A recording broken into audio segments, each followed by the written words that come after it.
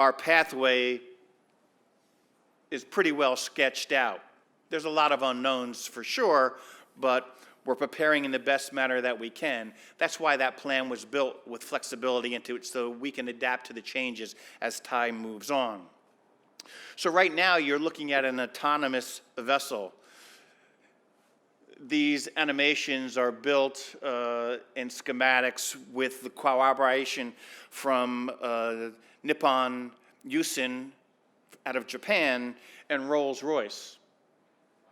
Pretty interesting stuff. So as I mentioned earlier, one of our major roles is managing the infrastructure and the 3,000 acres that the Port Authority is responsible for today. So let's talk about the land use and what we have. So today, this green line indicates the capacity of these 3,000 acres. And that capacity today is about 9.8 million containers worth. Last year, we did 7.3 million containers. So let's look forward on the timeline here. Here we are today. Here's your 7.3 million. In 5 years, we're still under capacity. In 10 years, we about reach capacity, and then 15, 20, and then out to 30, this is the forecasted growth. So let me take you through these two growth lines. This growth line here talks about what we call the local market. That's freight that's delivered by truck. It may go to Connecticut, it may go to Pittsburgh, it may go to Baltimore. So it's all the local freight that we see and appreciate here in our local stores. So we believe that in 30 years' time from today, that local market is going to go from 7.3 to about 12 million containers. At the same time, we are expecting that the total growth is going to be about 17 million containers. This line is what we refer to as our discretionary cargo. The discretionary cargo is what comes in, discharged off the ship, and it immediately goes to a train. That train is then feeding Chicago, Detroit, Cleveland, Columbus, Kansas City, East St. Louis, name the names, and today we are discharging freight in the Port of New York and New Jersey, putting it on a train for California.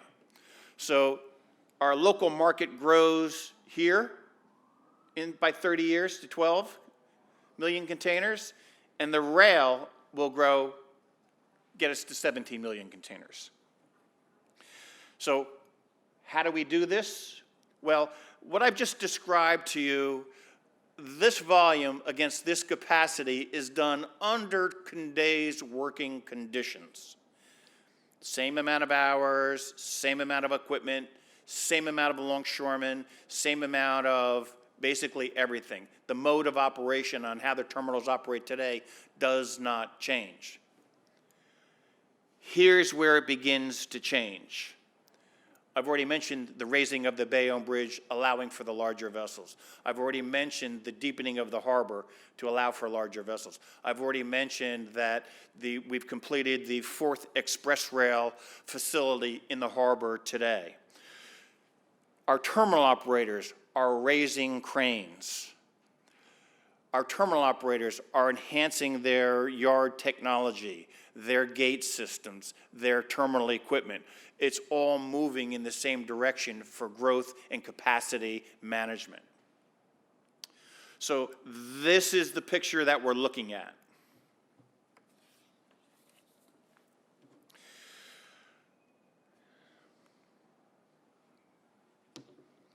This is not a full list of all the drivers that are being contemplated throughout the growth of our plan. But we've got them highlighted here in some categories. We're calling sustainability, we're calling technology, supply chain cooperation, and energy. And I'll just touch base real quickly on these because I want to keep our group on schedule here. But certainly in about 75 weeks from today, fuel will be the topic of discussion if it's not already driving discussions today at a very paramount level. I think there's another panel going on right now specifically on that topic. The Port Authority today has already initiated clean vessel incentive programs for our container shipping companies that are coming into the harbor. Slow steaming will be a fixed product of the ocean carriers.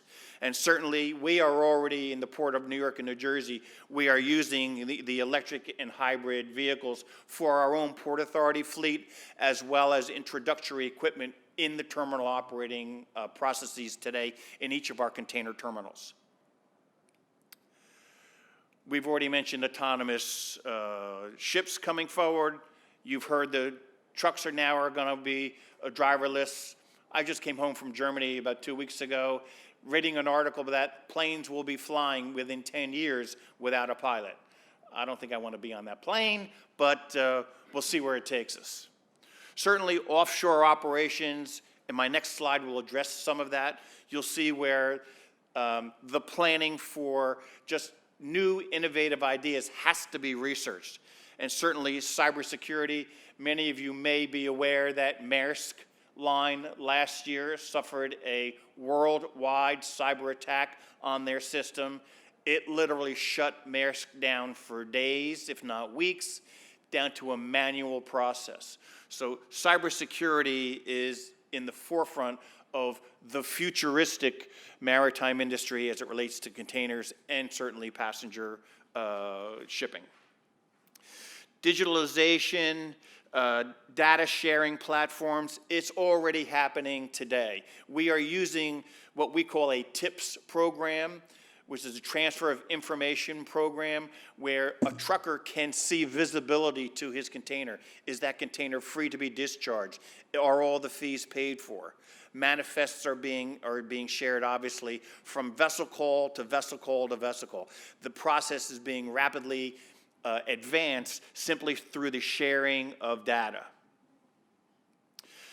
This is an interesting thought here. Not really sure on the commercial impact of different products that will no longer be needed to be shipped internationally when I can print it in my own warehouse.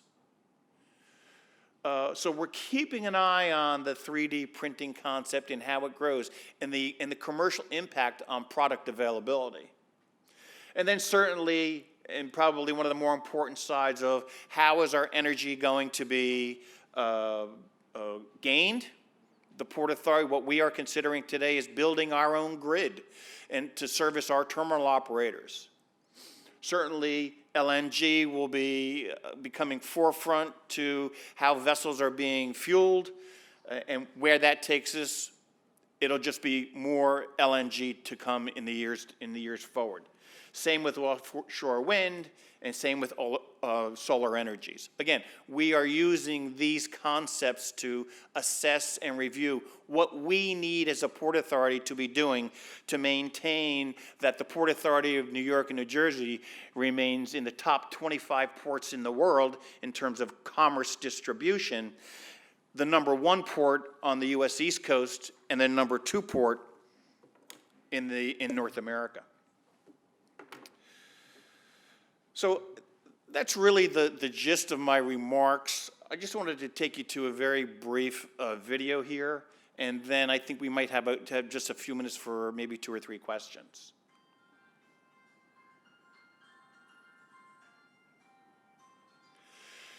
These yellow-jacketed containers, they're called cassettes.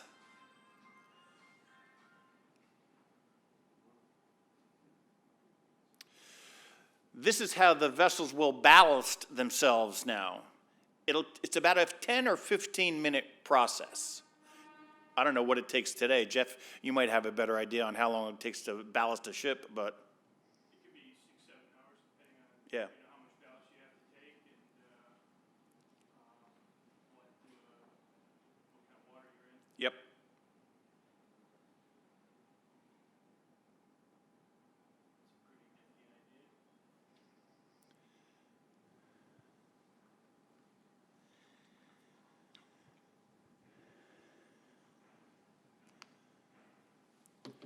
Those cassettes will then be driven, in the case of New York, those cassettes and that barge will be driven out to a vessel that's that's dropped at anchor just beyond the Verrazano Bridge. Those cassettes will be driven into the back and the bottom of the mother vessel. And inside the vessel, those cassettes will be attached to elevators and then lifted and positioned inside and then on top of the ship for their different ports of discharge. Pretty slick. Those are my comments. We're staying on time here. We've got about 2 minutes for questions, should anyone have any. Yes, sir. You mentioned that complete vessel incentives program. Yes. Also the energy infrastructure development potentially to attract. What is the port doing to attract dual fuel vessels, cleaner fuel burning vessels? Thanks for your question.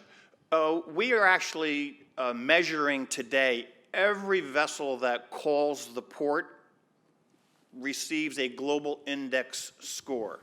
So we are looking at every single vessel that calls the port.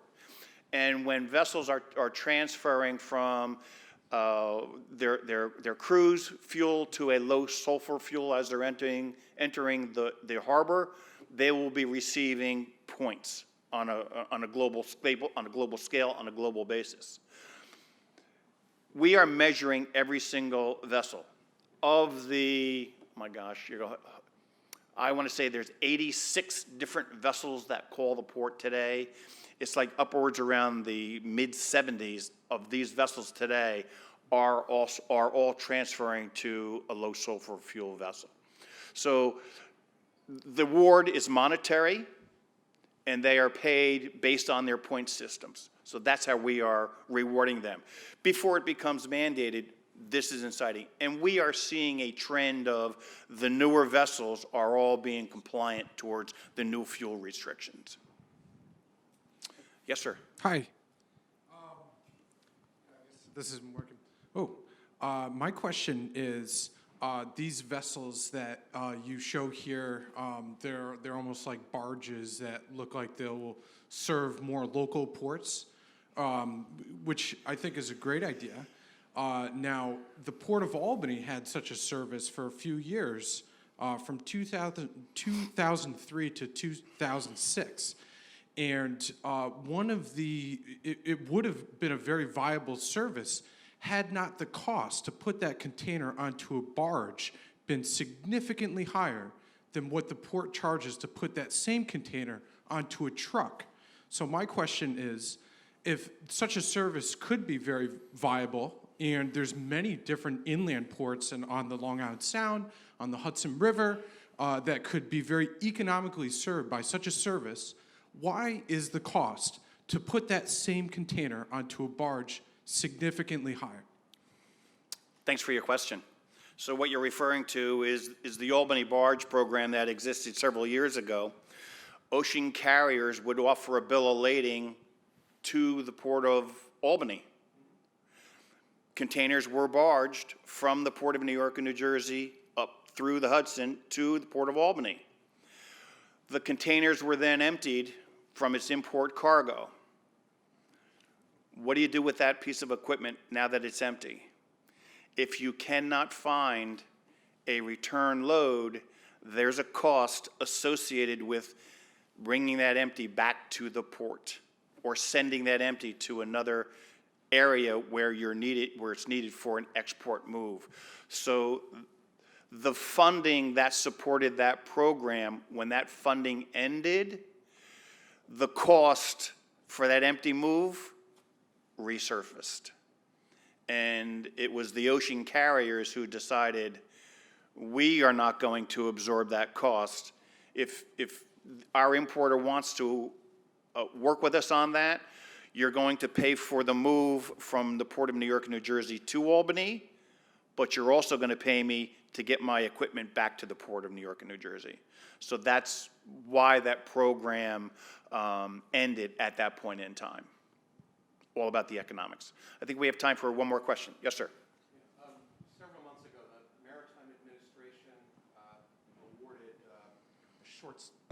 Several months ago, the Maritime Administration awarded a grant for a consortium of, as I understand it, it's a consortium of ports that are going to further short sea shipping along the East Coast. So just wondering if there's been any update on that. I'm not sure that consortium has gotten to work. And then the other question: how does short sea shipping fit in with the longer term strategic plan of the Port of New York and New Jersey? Well, we're very fortunate that we have two gentlemen in the audience here that can probably answer those questions a little bit better than myself. Brian, you want to take a stab at that? Yeah, so that was actually going to be the subject of my presentation next. I'll wait. I got a good seat. I'll wait. There you go. Jeff, you want to make a comment on that? You're going to hear all about it here in the next presentation. There you go. I think we are out of time. I thank you very much for your attention, and good luck to you all.